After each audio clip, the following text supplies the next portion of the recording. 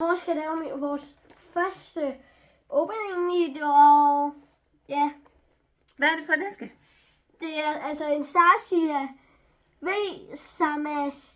Satia Shiny V-boks med lommer her. Og du kan godt se, at vi har været i gang med at åbne her. Og så med 11 pakker.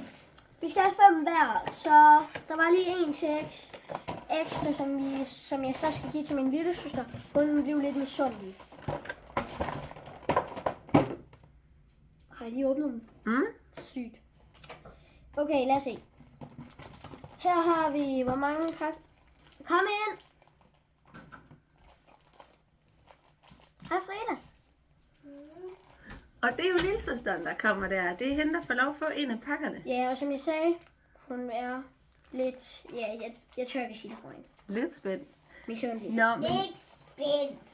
Nå. Han siger, at jeg kommer på en. Øjeblik, vi holder lige en pakke. Du må undskylde, det er min lille søster, hun er meget misundelig. 1, 2, 3, 4, 5, godt. 1, 2, 3, 4, godt.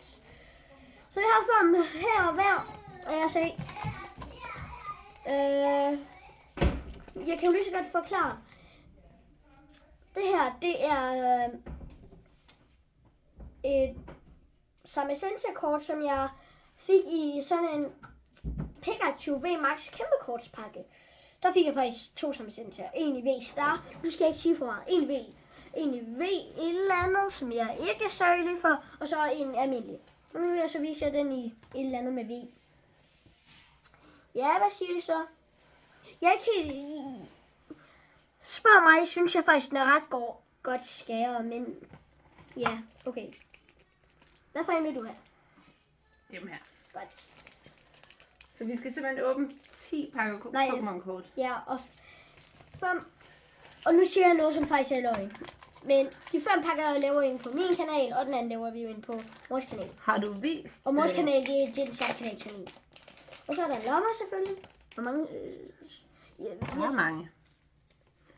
Det er spildetid til... Har du vist dem her også? Og så er der lige sådan en lille... Ja, jeg ved ikke, hvad det er. Jeg ved ikke, hvad det er, fordi der er de her om bagved. Nå, men det er i hvert Så fald... man kan sætte den på sit tøj. Ja. Og så sådan en lille figur her. Så sig ja, og så sætter jeg med. Skal du starte, eller skal vi? Eller skal jeg? Det tror jeg da, du skal. Nej, skal vi sten, saks, papir?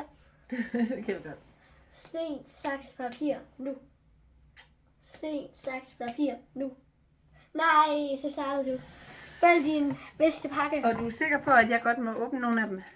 Ja, Du har ikke fortrudt? Ja. godt. Okay, så tager vi den her pakke.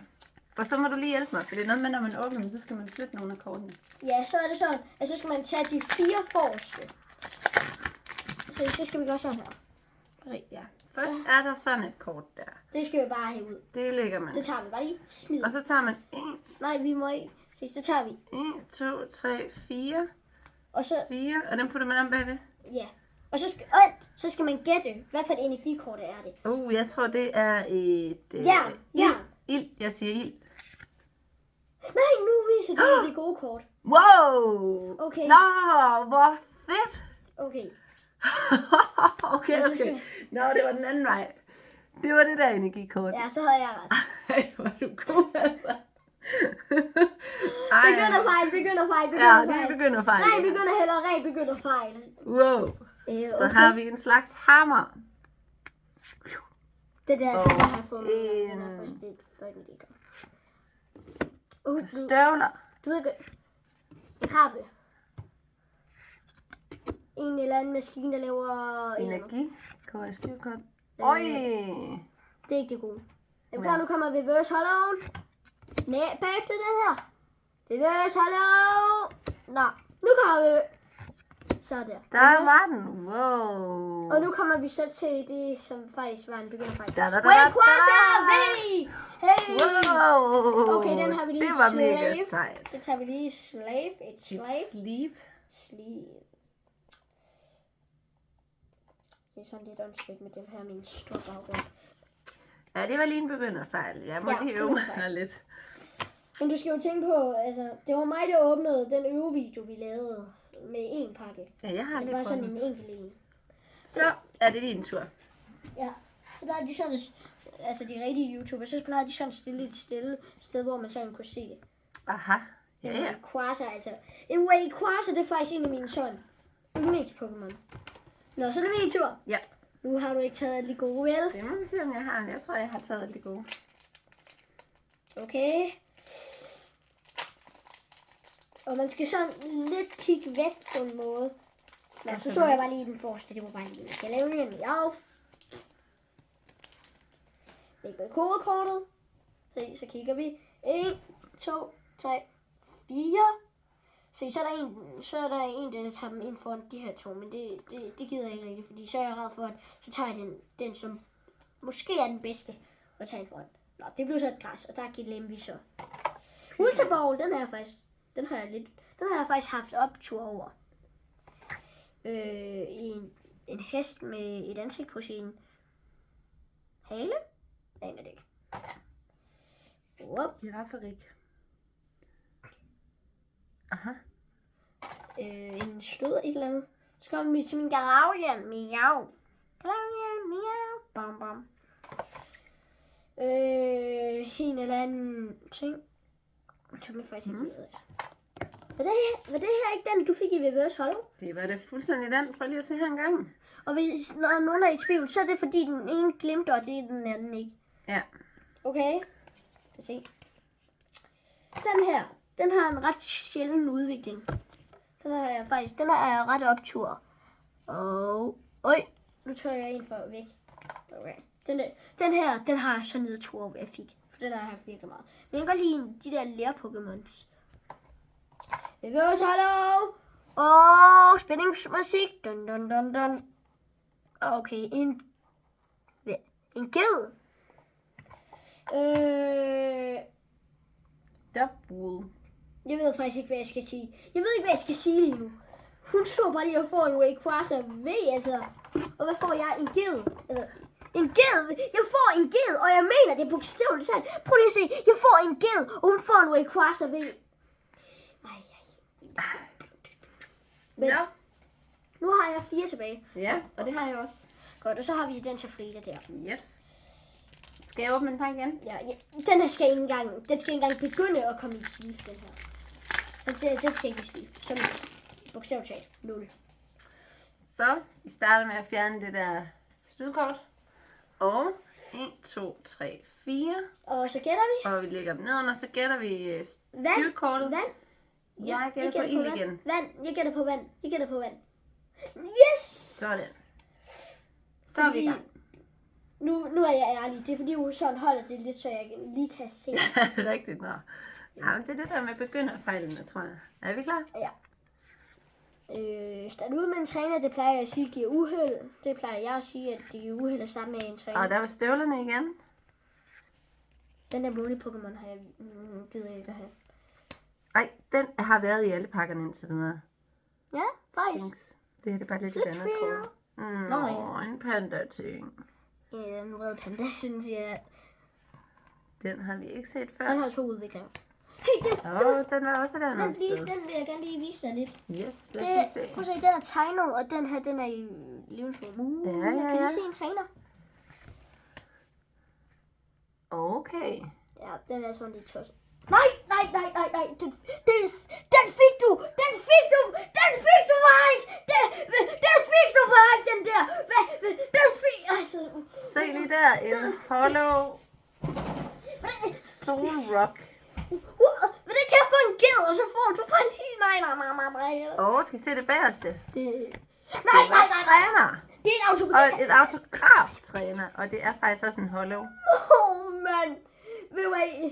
Okay. Og jeg er endda selv gået op i brusen og hentet den her. Ej. I pakkeboksen. Ja, nu føler jeg mig sådan til lidt skuffet. Jeg er bare glad for, at vi har en hemmelighed til det.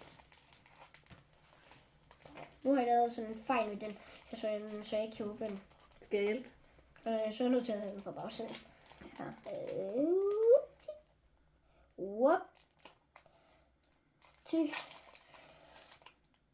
Okay.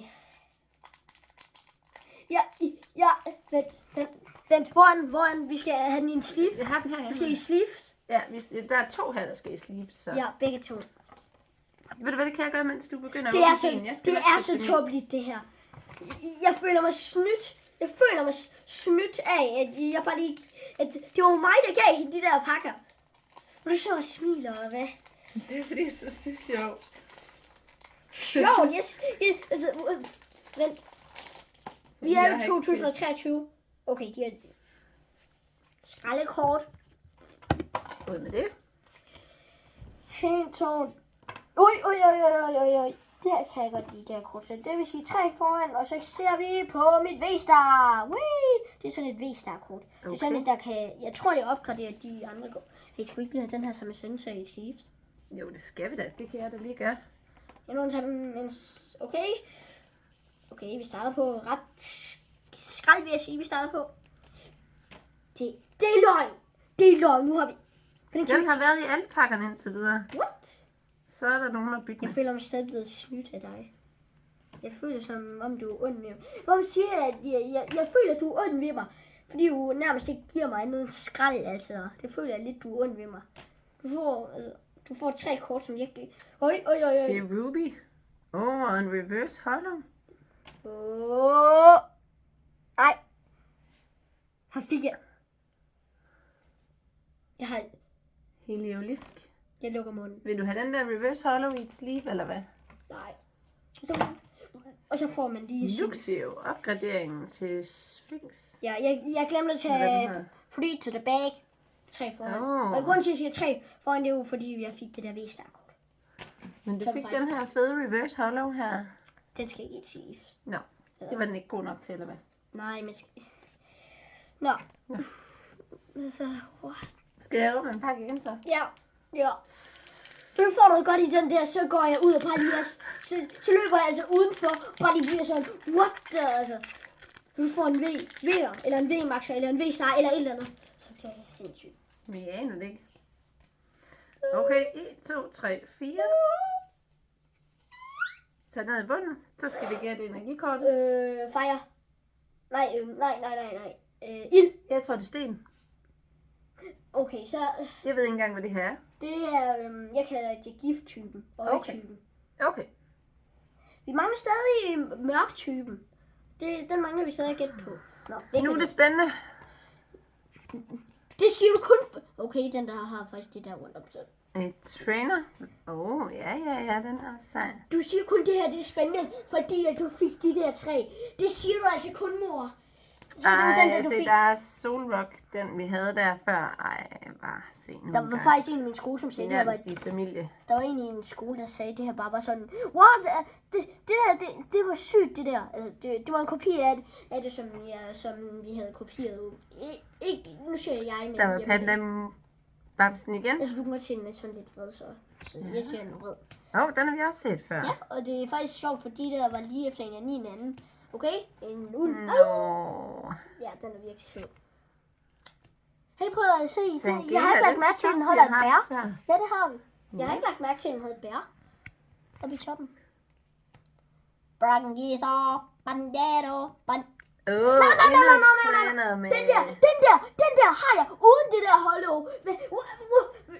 Du En får noget. reverse hollow trainer med signatur. Ej, den er for Vi ses. sej. Vi ses. Skal vi se, hvad det bedste kort er? Sig ikke noget. Nej, det er en Amorus. Den er faktisk næsten... Jeg har lyst til at sige ulækker. Hvad er det da? Nå, men altså... Spændende, Den der skal i sleeve, den der, du Ja, reverse hollow. den tager vi i sleeve. Den skal... Det er lige før, jeg tænker, at vi Det får skal jeg nok gøre, så kan du åbne Jeg tænker, at vi bruger hver eneste sleeve. Men altså, mund dog. der. Det er lige før, jeg tænker det med... Altså, vi har jo kun 2 pakker tilbage. Så... Både og. 2 pakker tilbage hver. Ja, så vi... Med mindre, at hver eneste kort, vi har fået, var godt, så tror jeg ikke, at vi kan få... Altså, hør her. Nå. Mhm. Hvis jeg får en Charizard i en af mine pakker, vil du så give mig 100 kroner? Det ved jeg. Nej, det tror jeg ikke. Ja. Charizard at få det er så tosset. Jeg er bare glad for, at... Jeg er bare glad for, at... Ja. Jeg er bare glad for, at det er... At... Hvorfor siger I, at jeg er bare glad for et eller andet? For det har jeg ikke. Jeg har det smilet op, men det ved jeg ikke, hvorfor jeg gør. Du får bare lige 4 kort. Som, altså... Så er vi klar. 4 to the bag. Okay. Yes. Nå. Er det ikke det der? Nej, det er lyn. Nå, lyn. Okay, lad os se. Så får vi bare lige solen igen. Solrok igen. Solrak. Krokodille. Den har en krokodille med et par klør. Swing. Luxius opgradering. Ja. 2 bær. Et par æg. Equinox. Nej, ikke cute. Æg. Execute. Ja. En Den havde jeg før også. Yep. En tosset kat. Nu siger jeg tosset. Oj. Kan du se? det? Der er en væg. Der er min første væg. Da jeg hentede den her pakke, så var jeg bare sådan, nu håber jeg ikke, jeg bare lige har købt sådan en pakke. Og så viser det, så bare der er lort i hver eneste pakke. Og så jeg bare lige, okay, se top med en V'er. Ej, det er simpelthen fantastisk spændende. Hey, det er faktisk en ret god VBS. Nej, okay. Nej, det var da vildt. Hvordan kan du få 2 okay, men vi skal være sød og sende et link. Det er sagt, I må gerne lave et link. Et like. Ja, like. Okay, så min første gode, den har min mor allerede fået i sin første pakke. Så vil jeg gerne sige, at jeg er faktisk den værste V'er, jeg overhovedet kunne have fået. Det har jeg lyst til at sige. Jeg gætter på, det er græstype. Så kommer ildetype. Der var ild. Okay. Og så er vi klar. Og samme igen. Den der har jeg så meget. Det er ligesom om, at de er lige produceret samme dag, dem her. Ja, den der har jeg også fået. Men altså, Det er sejt. jeg skulle lige til at sige, nej, nej, nu siger jeg det. Nej, det er de ikke. For hvis de var produceret samme dag, så havde jeg også fået de der gode. Altså, du står bare lige og har, og på din side bare sådan, hey, prøv lige at se, hvad jeg fik. Nu kommer Det er mange af de samme. Så er der nogle bytter. Okay, den er jeg faktisk glad for, at du fik. For det er Og det var en fin reverse hollow. Den kan jeg godt lide. Den kan jeg ikke så godt lide. En ildtype. Nu ved jeg ikke, hvad du synes, du er godt. Det var Nej, den sidste. var det godt? Var det godt? Jeg kan se herfra. Nej, det er opgraderingen til den der sjove krøllede en. Den er Den den. Growth. Nu tror jeg faktisk, at jeg skulle se Pokémon. Min anden sidste, så har vi begge en tilbage. Yes. Og jeg siger bare lige, jeg kan se nu, at videoen den kan kun være 4 minutter mere. Så stopper den af sig selv. Så Så det er bare lige at skynde sig lidt. så er det sådan bare lige med at... I hvert fald ikke, måske ikke sådan lige begynde at fortælle alt for mange røverhistorier. Nej, hvad mener du med røverhistorier? Jamen, det kunne godt være, der var ikke noget, du synes, du Og skulle... så får vi bare lige den her. Vi kan jo lige så godt sætte den sammen med den anden. Og noget udvikling, hvor var den her. Den var her. Den tjekker du ud. Nå, far og søn. Det var faktisk ikke det sjovt, der sagde. Nå, men nu så jeg bare lige det næste. Hvilk. Free to the bag. Så er jeg nødt til at tage 4 foran, og så får jeg bare lige en V-star. Så nej. Hvad krydser jeg fingre for? Jeg krydser fingre for en V'er, en V-maxer eller en V-star. Helt klart. Eller en EX'er eller en GX'er. Nej, GX'er, det er udløbet. Det kan man ikke mere få. Man kan få det i sådan en pakke, der hedder et eller andet. Ja. Jeg er så spændt på at se, hvad du har fået der. 2 bjergbestiger ligner det. Digging Duo, det er nogen, der skal ud og grave. Og så en kogløg. Nej, nu skal jeg til at sige kogløg. En læsestråle. En eller en rumpokemon. Ja, jeg så den næste, man kan lave en miau. Så det er bare lige. Kommer. Nej. Jeg kan ikke få flere. Jeg holder ikke til mere. Hvis vi begge får noget nice i vores sidste pakke. Så hører jeg. Hvad vil jeg ikke have? Jeg vil ikke have en Rayquaza. Jeg får en Rayquaza. Så, altså, hvis det er... Ved du hvad, så har du nogen at bytte med. Så kan du bytte dem til nogle andre. Jamen, jeg vil ikke have en Rayquaza. Nej, vi vil hellere have noget andet. Ja, så får vi. Har jeg vist den her? Ja, det har jeg. Som er en val. Jeg kan ikke holde til mere. Nej, jeg kan heller ikke holde til mere. Okay, her kommer en reverse hollow. Efter den her. Nu tror jeg har lyst til at sige, at vi kun får den her.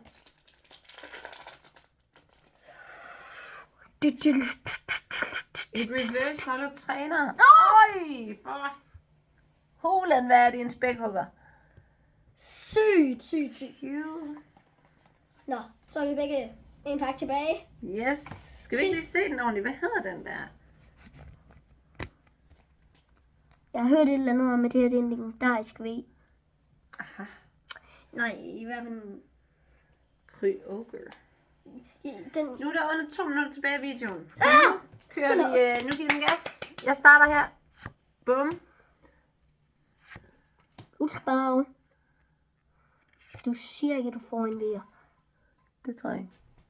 Ej, den er fed, den her. En træner. Aaron. Er du klar? Profi. Du skal sådan sætte den langsomt op, når den er reverse color. Okay. Okay? Nu kommer vi til reverse. Rolig. Det er garanteret ikke. Det er en V-star. What the? Jeg tog 4 bagerst. Prøv lige at se. Ej, hvor er det fedt. Nej. Fuld kort. Jeg holder. Den er virkelig flot. Jeg holder ikke til mere. I en lomme. Den er sej. Ja, jeg putter den i en Hvis den lomme. ikke kommer i et sleeve, så eksploderer Det slutter Nej! Mor! en hollow træner. Wow. Her, du får Ja, alle mine sleeves. Du kan få dem alle. Og det var min sidste pakke. Nu skal du åbne din sidste pakke. Og du har altså kun... Du har ikke lang tid til det. Vil du hellere lave en slutvideo, en ny video, hvor du gør det? Nej, jeg skal gøre det her. Du når det ikke. Du har kun 20 sekunder. Okay. Så må vi lave en video nummer 2. Ja. Vi ses. Hvis I vil se nummer 2, hvor jeg åbner min aller sidste, så bare gå ind på vores afsnit. Please giv mig et live. Altså, hun får en viser. Altså, Nu skal vi se den sidste. Hej hej! hej hej.